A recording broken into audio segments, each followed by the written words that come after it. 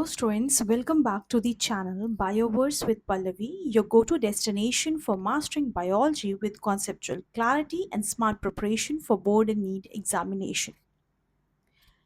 As you're seeing different organisms that are there on the screen, so you have got an idea of what we are going to discuss. Today, we are beginning with the Chapter 2 Biological Classification for Class 11 Biology.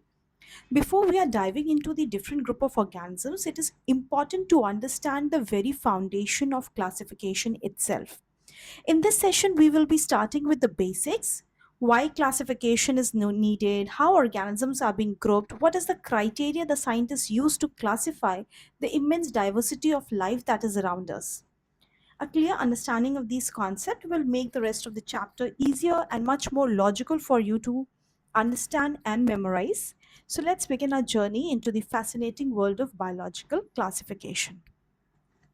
So, children, before we are starting to understand the actual scientific classification, जब हमारे पास कोई scientific approach नहीं थी उससे पहले के चीज़ों को हम क्लासिफाई नहीं करते थे बट उस टाइम पे हमारे पास जो क्लासिफिकेशन था that was based on uses कि भाई हमें किसी सामान की किस चीज़ के लिए ज़रूरत है, क्या वो हमारी मेडिसिनल रिक्वायरमेंट को पूरा कर रहा है, क्या वो ट्रांसपोर्टेशन से रिलेटेड है, हमें एक जगह से दूसरी जगह लेके जा रहा है, या ये सामान हमारा जो है कंस्ट्रक्शन में काम आ रहा है, या फिर हमें घर बनाने के लिए शेल्टर बनाने के लिए कोई चीज़ चाहिए, ये उससे रिलेटेड है। और इसी तरीके से क्लोथिंग के लिए हो सकता है, इलेक्ट्रिसिटी के लिए हो सकता है, और बहुत सारी चीज़ें, सिक्योरिटी है। तो हमारा first non scientific approach in चीज़ों पे डिपेंडेंट था। पर जब हम बात करते हैं फर्स्ट साइंटिफिक अप्रोच की, इसको देने वाले जो हमारे पास साइंटिस्ट थे उनका नाम था एरिस्टोटल। एरिस्टोटल ने जो है एक सबसे पहला अटेम्प्ट किया था, अर्लीस्ट अटेम्प्ट, जिससे कि उन्होंने फर्स्ट साइंटिफिक अप्रोच दी। और ये जो बेस था that was based upon the morphological characteristics. Morphological characteristics का मतलब होता है वो सारी चीज़ें जो हमें बाहर से देखने से ऑब्जर्व हो रही हैं, क्योंकि अभी हमारे पास बहुत सारे scientific tools and instruments invent होने बाकी हैं। तो अभी हमारे पास बहुत बेसिक चीज़ें हैं, उन बेसिक चीज़ों से क्या अरिस्टोटल ने हमें समझाया वो हम देखते हैं। तो हमारे पास इन्होंने क्या किया कि लिविंग ऑर्गेनिजम्स को देखा, समझा, जाना, और उनको दो कैटेगरीज में स्टूडेंट्स डाल दिया। वो दो कैटेगरीज थी हमारे पास, पहला था प्लांट्स और दूसरा हमारे पास एनिमल्स था। अब प्लांट और एनिमल को भी इन्होंने जब क्लासिफाई किया होगा तो कोई चीज़ इनके बैक ऑफ माइंड में होगी ना। तो वो जो बैक ऑफ माइंड में चीज़ें थी, जैसे कि हम प्लांट की बात करते हैं तो उन्होंने मॉर्फोलॉजिकल कैरेक्टरिस्टिक जो यहाँ पे देखी वो थी हाइट। और हाइट के बेसिस पे इन्होंने प्लांट्स को तीन कैटेगरीज में डिवाइड कर दिया। जिनकी बहुत कम हाइट थी उनको हर्ब्स में डाल दिया, जैसे कि पार्सले है, मिंट है, कोरिएंडर है, इस तरीके की चीज़ें, टोमेटो है। फिर उसके बाद आए हमारे पास श्रब्स। श्रब्स जो हमारे पास कैसे थे, वुडी स्टेम था, जैसे कि तुलसी है, लेमन है।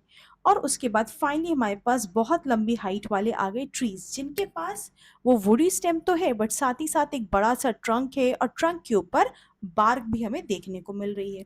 तो इस तरीके से कुछ इन्होंने मॉर्फोलॉजिकल कैरेक्टरिस्टिक को लेके प्लांट्स का क्लासिफिकेशन किया। अब एनिमल्स को कैसे क्लासिफाई किया होगा, तो एनिमल्स को इन्होंने क्लासिफाई किया ऑन द प्रेजेंस और एब्सेंस ऑफ आरबीसी। अगर आरबीसी हमारे पास किसी ऑर्गेनिज्म में एब्सेंट है तो इस तरीके के ऑर्गेनिजम्स को इन्होंने जिस ग्रुप में डाला उसे नाम दे दिया एनेमा। और इसी तरह से जिनमें प्रेजेंट था आरबीसी, उन ग्रुप ऑफ ऑर्गेनिजम्स को जो बोला गया इनेमा। So this was the first scientific approach जो एरिस्टोटल ने फॉलो करी थी। अब बात करते हैं हम two kingdom system of classification. अब जब ये two kingdom system of classification है, इसने और जो है एडवांस तरीकों को यूज़ करना शुरू किया, बट अभी भी यहाँ पे हम जो दो कैटेगरीज की मेजर बात करेंगे, वो पहला हो जाएगा हमारे पास प्लांट्स और दूसरा मेरे पास हो जाएगा यहाँ पे एनिमल्स। अभी भी मेरे पास सिर्फ दो ही ग्रुप ऑफ ऑर्गेनिजम्स हैं, प्लांट्स या फिर एनिमल्स। अब जब हम प्लांट्स की बात करते हैं तो इन्होंने क्या किया कि प्लांट्स में इन्होंने जैसे कि एल्गे है, ब्रायोफाइट्स, ब्रायोफाइट्स के बाद हमें पता है कि कौन आते हैं, टेरिडोफाइट्स, फॉलोड बाय जिम्नोस्पर्म्स, और साथ ही साथ आ गई मोर एडवांस फॉर्म्स जिन्हें हम बोलते हैं एंजियोस्पर्म्स। ठीक है, यहाँ तक तो हमें क्लासिफिकेशन सही लग रहा है। बट इसके अलावा भी इन्होंने कुछ ग्रुप ऑफ ऑर्गेनिजम्स डाले, जैसे कि इन्होंने बैक्टीरिया डाल दिया। बैक्टीरिया के अलावा जो है यहाँ पे इन्होंने डाला फंजाई। फंजाई के अलावा इन्होंने डाल दिए कुछ क्राइसोफाइट्स, और साथ ही साथ डाइनोफ्लैजेलेट्स। तो ये हमारे यहाँ पे क्लासिफिकेशन में टू किंगडम सिस्टम में प्लांट्स में डाला। अब एक्चुअल में जब हम बात कर रहे हैं कि प्लांट्स को डाला इस कैटेगरी में, एनिमल्स पे भी कुछ हम आ रहे हैं डिस्कस कर रहे हैं, तो हमें ये भी समझना पड़ेगा कि टू किंगडम ऑफ क्लासिफिकेशन किसने दिया, वही जिन्होंने हमें बाइनोमियल नोमेनक्लेचर दिया था, and that was Carolus Linnaeus. Then moving on to children we have animals. अब एनिमल्स को क्लासिफाई करा जब इन्होंने, तो इन्होंने प्रोटोजोआ डाल दिए। अब चाहे वो प्रोटोजोआ में हमारे पास अमीबा आ रहे हों, पैरामीशियम आ रहे हों, हमारे पास इस तरीके से जितने भी वर्टिब्रेट्स हैं, जितने भी हमारे पास इनवर्टिब्रेट्स हैं, इन सारे ऑर्गेनिजम्स को इन्होंने इसमें डाल दिया। तो ऑल एंड ऑल यहाँ पे कहने का मतलब था कि यहाँ पे इन्होंने लिया मल्टी सेल्यूलर मेटाजोन्स। इन ऑर्गेनिजम्स को इन्होंने फाइनली उठाया और उठा के एनिमल की कैटेगरी में डाल दिया। अब ये क्लासिफिकेशन जब हम बात कर रहे हैं तो कोई एक कैरेक्टरिस्टिक ली होगी। वहाँ तो हमने आरबीसी लिया था, वहाँ हमने प्लांट की हाइट ली थी, बट यहाँ पे प्लांट और एनिमल को क्लासिफाई करने के लिए जो बेसिक कैरेक्टरिस्टिक ली थी वो था सेल वॉल। जिनमें सेल वॉल प्रेजेंट था उनको प्लांट बोल दिया, जिनमें एब्सेंट था उनको हमने बोल दिया कि ये एनिमल्स हैं। So on the basis of this Carolus Linnaeus ने यहाँ पे क्लासिफिकेशन किया। बट बेटा हमें समझने वाली बात है कि यहाँ पे ऐसे बहुत सारे ऑर्गेनिजम्स हैं जो कि इस कैटेगरी में नहीं आने चाहिए थे। तो यहाँ पे अगर हम बात करें कि टू किंगडम सिस्टम क्यों जो है फेल कर गया या इसकी कौन कौन सी डिमेरिट्स हैं, तो वो डिमेरिट्स हमें देखने पे यहाँ पे ये पता चलेगी कि यहाँ पे इन्होंने बताया ही नहीं कि हमारे पास जो यूनिसेलुलर ऑर्गेनिज्म है और जो मल्टीसेलर है क्या वो एक ही ग्रुप में आ सकते हैं। इन्होंने इन चीज़ों का ध्यान नहीं दिया। इन्होंने यूनिसेलर मल्टीसेलर सारे ऑर्गेनिजम्स को एक में डाला। उसके अलावा he was not able to distinguish between prokaryotes and eukaryotes. There is vast difference between both of them. But वह यहाँ पे क्या हुआ, वो ऑर्गेनिजम्स भी एक साथ आ गए। ऐसे ऑर्गेनिजम्स जो कि कैसे हैं, फोटोसिंथेटिक है, मतलब अपना खाना खुद से बनाते हैं, मतलब हम ऑटोट्रॉफ्स की बात कर रहे हैं उनको। और ऐसे ऑर्गेनिजम्स जो कि नॉन फोटोसिंथेटिक हैं, मतलब हम उनकी बात कर रहे हैं जो कि हेट्रोट्रॉफिक है, मोड ऑफ न्यूट्रिशन फॉलो करते हैं, वो ऑर्गेनिजम्स एक कैटेगरी में डाल दिए। जबकि ये तो तीन बेसिक क्राइटेरिया हम इनको साथ में डाल नहीं सकते। इसके अलावा देखने को मिला कि इन्होंने लाइकेन और माइकोप्लाज्मा को भी किस में डाल दिया, प्लांट में डाल दिया, जबकि ऐसा बिल्कुल भी नहीं है।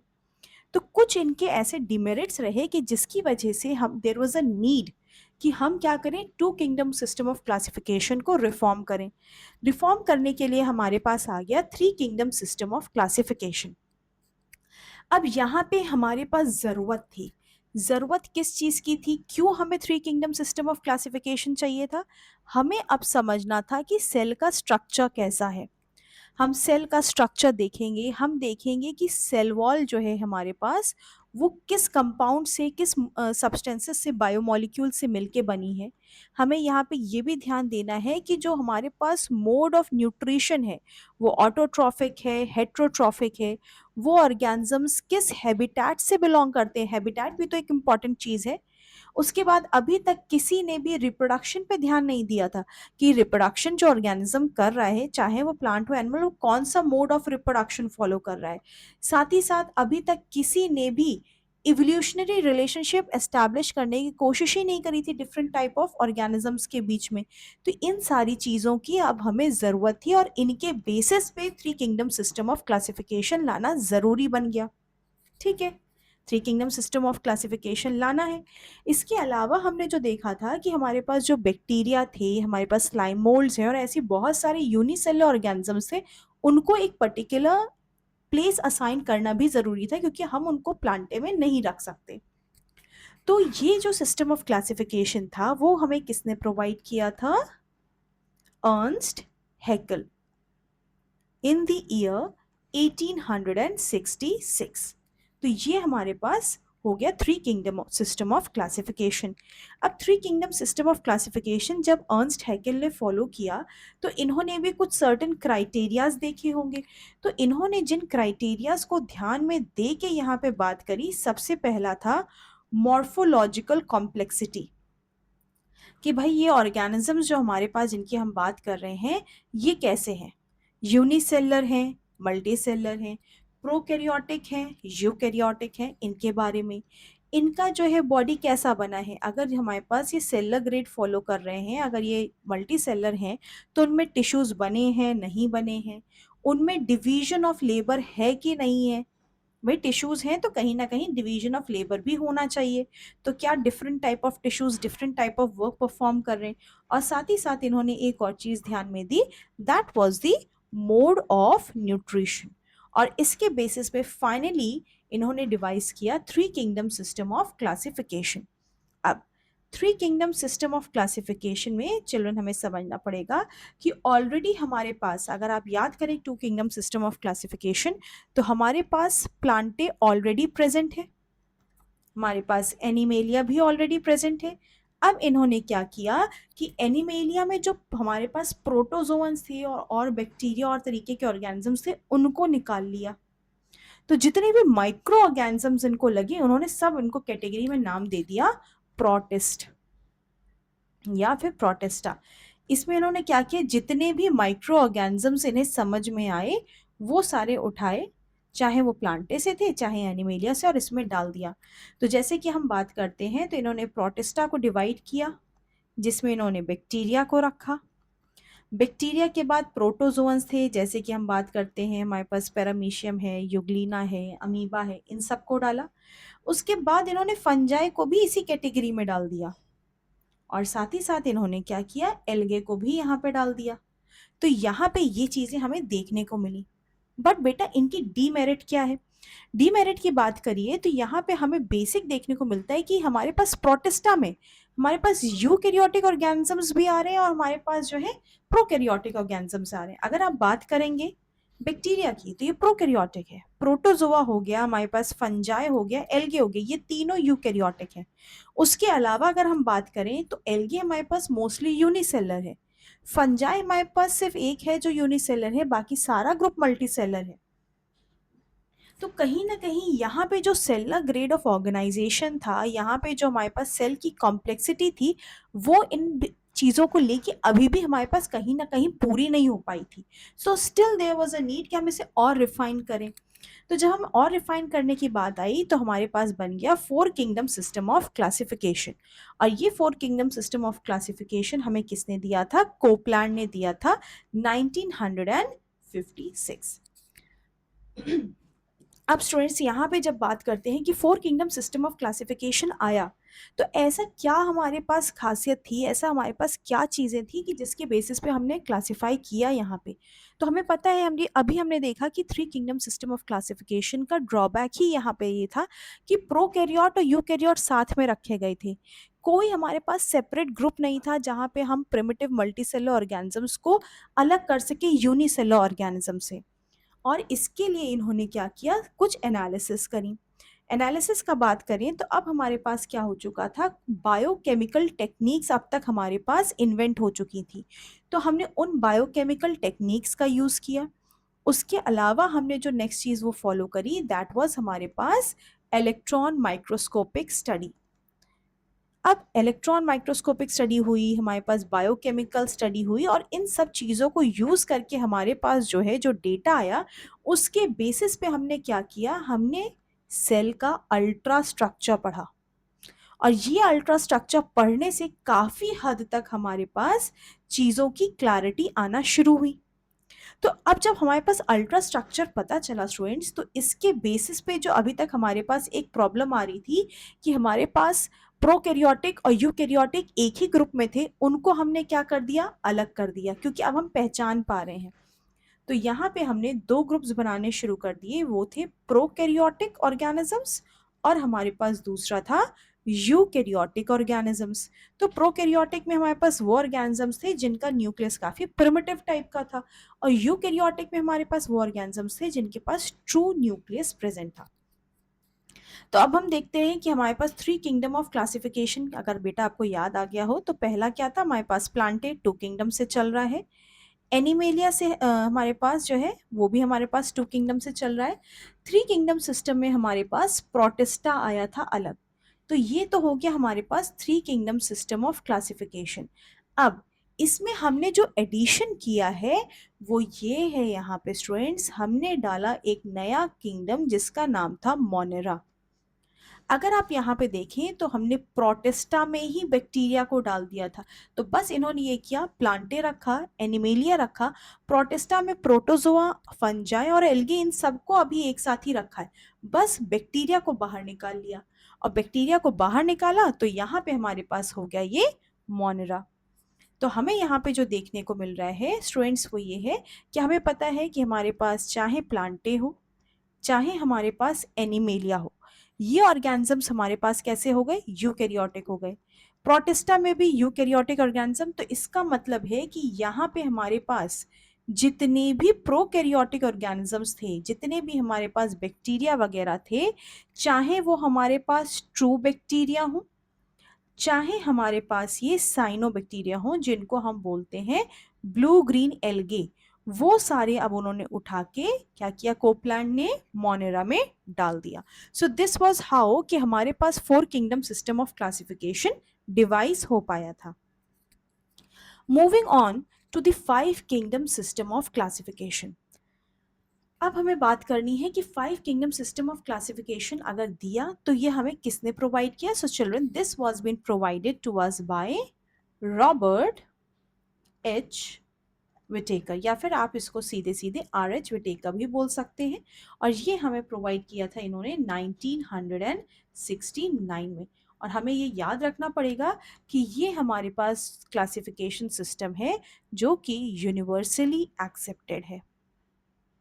ठीक है, अगर ये हमारे पास यूनिवर्सली एक्सेप्टेड है तो यहाँ पे भी कुछ हमारे पास ऐसे क्राइटेरिया होंगे जो कि इसको सक्सेसफुल बना रहे। So let us see those criterias one by one. सबसे पहला क्राइटेरिया हम यहाँ पे बात करेंगे, so that is complexity of cell structure. तो अब तक आप ये समझ चुके होंगे स्टूडेंट्स कि जब हम कॉम्प्लेक्सिटी ऑफ सेल स्ट्रक्चर की बात करते हैं तो हम बात करते हैं कि यहाँ पे ये ऑर्गेनिज्म हमारे पास कैसा है, इज इट अ प्रोकैरियोट और इज इट अ यूकैरियोट, ये हो गया। फिर सेकंड क्राइटेरिया जो इन्होंने लिया था that was complexity of body organization, मतलब कि हमारे पास जो एक ऑर्गेनिज्म है वो कितने सेल से मिलके बना है। क्या वो एक सिंपल ऑर्गेनिज्म है, तो अगर वो सिंपल ऑर्गेनिज्म है तो इसका मतलब वो यूनिसेलुलर ऑर्गेनिज्म है। और अगर वो ऑर्गेनिज्म कॉम्प्लेक्स है तो इसका मतलब कहीं ना कहीं ये ऑर्गेनिज्म हमारे पास कैसा हो गया, मल्टी सेलुलर हो गया। तो यहाँ पे इन्होंने एक क्राइटेरिया और ले लिया। तीसरा क्राइटेरिया जो कि बहुत इंपॉर्टेंट क्राइटेरिया था that was the mode of reproduction. अब मोड ऑफ रिप्रोडक्शन की जब हम बात करते हैं तो यहाँ पे हम बात करेंगे कि हमारे पास ये कैसा मोड है, whether it is a sexual mode और it is the asexual mode of reproduction. Fourth criteria जिसने बहुत ज्यादा हेल्प करी that was your students mode of nutrition. Mode of nutrition का मतलब हो गया कि हमारे पास ये ऑर्गेनिजम्स कैसे हैं, ईदर दे आर ऑटोट्रॉफिक और दे आर हेट्रोट्रॉफिक। तो अगर ऑटोट्रॉफिक हैं तो ये कैसा क्या है कर रहे हैं, खुद से खाना बना रहे हैं। और अगर हेटेरोट्रॉफिक है तो ये डिपेंडेंट है दूसरे ऑर्गेनिजम्स पे खाना बनाने के लिए। और लास्ट क्राइटेरिया जो है जो इन्होंने यूज किया वो जो है हमारे पास बचा था फाइलोजेनेटिक रिलेशनशिप, मतलब अब हमें एक ऑर्गेनिज्म को दूसरे ऑर्गेनिज्म को देखना है in the light of the course of evolution. तो इस तरीके से हमारे पास 5 किंगडम सिस्टम ऑफ क्लासिफिकेशन बना। ये उसके क्राइटेरिया थे, दिया हमें रॉबर्ट एच विटेकर ने 1969 में। अब अगर आप 2 किंगडम सिस्टम ऑफ क्लासिफिकेशन से हम चलना शुरू करें स्टूडेंट्स, तो हमने देखा हमारे पास प्लांटे भी था, एनिमेलिया भी था, उसके बाद हमारे पास क्या आ गया था, प्रोटिस्ट। उसके बाद हम यहाँ पे जो बैक्टीरिया लिख रहे हैं इसका मतलब हमारे पास मोनेरा आया, और इसका मतलब कि जो फिफ्थ है हमारे पास जो फंजाई है वो किसने ऐड किया, वो आर एच विटेकर ने ऐड किया। So the fungi, that fifth group, fifth kingdom, that is fungi, was been added by R H Whittaker. Now children, इसी चीज को समझाने के लिए I have shown you a photograph. इस फोटोग्राफ में हम बात कर रहे हैं कि हमारे पास 5 किंगडम सिस्टम ऑफ जो क्लासिफिकेशन है उसमें हमारे पास सबसे नीचे ऑर्गेनिजम्स आएंगे किंगडम मोनेरा, जो कि कैसे हैं, इसमें या तो ये कैसे होंगे ऑटोट्रॉफिक, मतलब खाना कैसे बना रहे हैं, इनऑर्गेनिक सोर्सेस को यूज करके बना रहे हैं, या फिर ये यूकैरियोट और प्रोकैरियोट के बीच के हैं। तो ये हो गए हमारे पास prokaryotic on the basis of cell structure.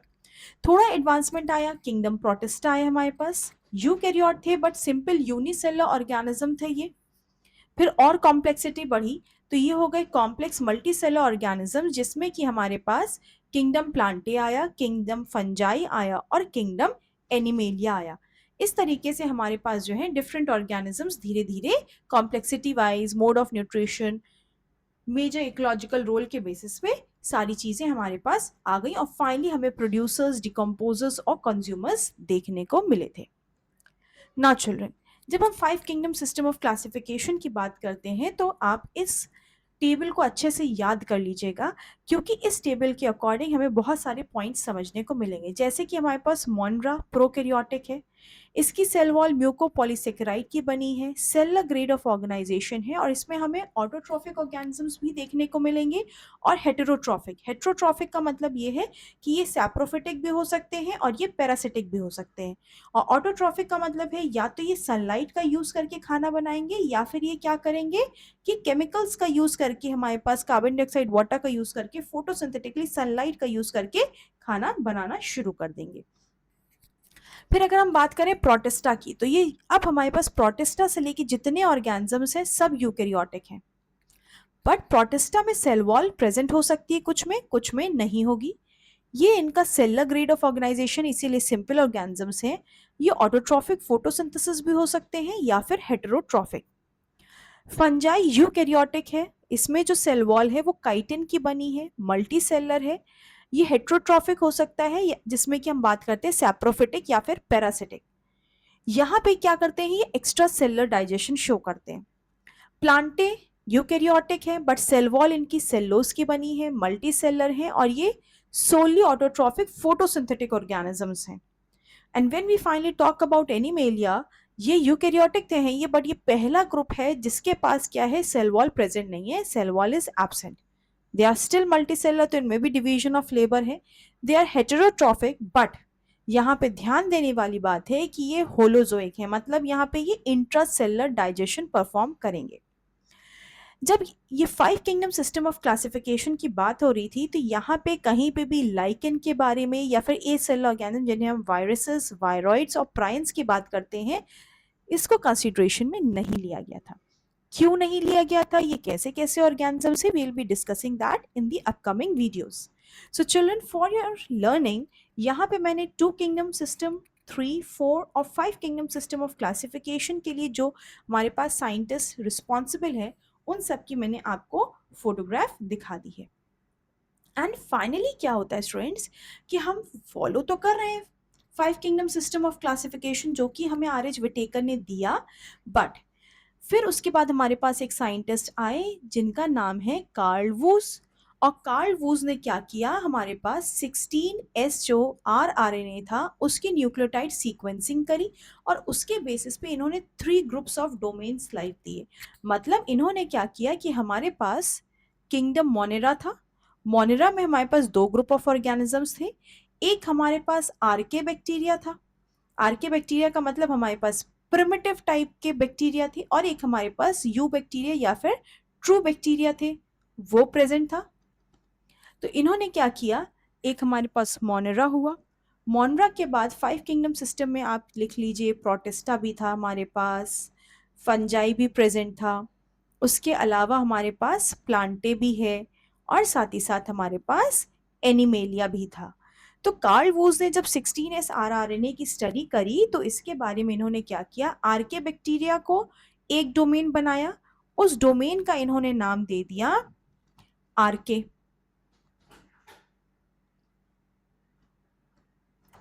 So students, यहाँ पे जो नाम दिया गया इस डोमेन का, दैट वाज आरके।